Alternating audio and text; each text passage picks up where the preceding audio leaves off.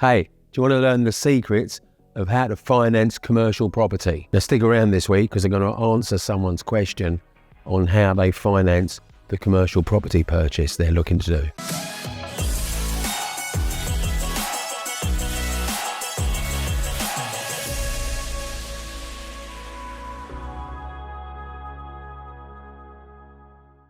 Hi, Kevin Wright back here with another property finance video. What are we talking about this week? Commercial property. Now, if you've watched any of my YouTube videos, you know that people ask me questions, don't they? Here's the question I got for this week. So these guys said to me they're looking at a large fish and chip shop which rents out at about £750 a month and has got another 10 years left on the lease. Now, as a bonus, the building's got 2 large flats upstairs and they're both currently vacant. Now, who would I recommend as a commercial mortgage provider? Now, let's drill down into the answer I gave, but there's more than one way of approaching this. Now, first, let's look at the lease. Well, having 10 years left on it, it's going to give you some brownie points with commercial lenders. However, they're going to take those brownie points back to a degree because of the 2 empty flats. Commercial lenders don't lend where there isn't any rent. So only having part of the building rented is going to reduce the loan to value mortgage that they're going to get. So because commercial mortgages are based on a multiple of rental income,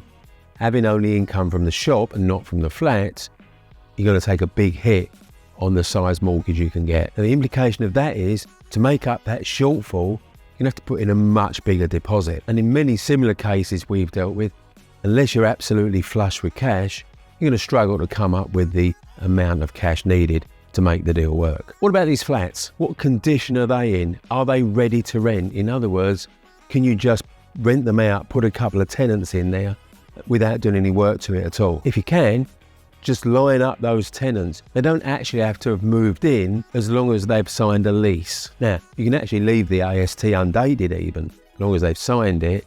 That will work for a commercial lender. Now, just getting tenants agreements signed on those flats is going to really shrink down the amount of deposit you need back towards the normal 25 to 30% required on commercial lending. Okay, but these flats may not be in a rental condition. They could be in pretty poor state.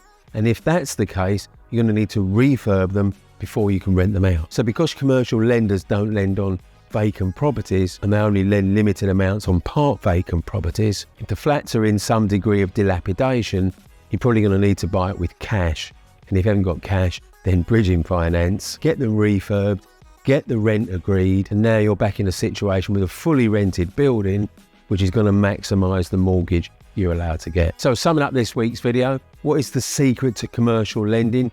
Tenanting properties. Now, is that a BRR strategy, or is it a variation of how you can make BRR work? It is, because here's where commercial lending differs from residential lending. A residential buy-to-let property is the same value, tenanted or empty. But not only do commercial lenders not lend on vacant properties, they're worth less. So they're valued on their vacant possession value, which is the same as bricks and mortar value, really. But put a tenant in there or an FRI commercial lease, and now they're valued on a multiple of their income. In fact, it's one of the easiest BRR variants that there is available. So there we are. There's some secrets about commercial finance. And hey, I'll be back next week with another property finance video.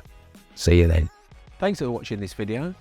If you liked it, you're going to love my 100% pitch-free networking events. They run every 4 months, 5 hours of solid wall-to-wall networking at a weekend, and there's not a pitch to buy training in sight.